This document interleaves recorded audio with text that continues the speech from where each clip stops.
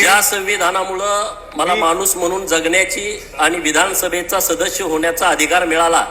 त्या संविधानाचे निर्माते विश्वरत्न महामानव डॉक्टर बाबासाहेब आंबेडकर, छत्रपती शिवाजी महाराज, पुण्यश्लोक अहिल्यादेवी होळकर, सुभेदार मल्हारराव होळकर, महाराजा यशवंतराव होळकर, महात्मा ज्योतिबा फुले, सावित्रीबाई फुले, अण्णाभाऊ साठे, महर्षी वाल्मिकी,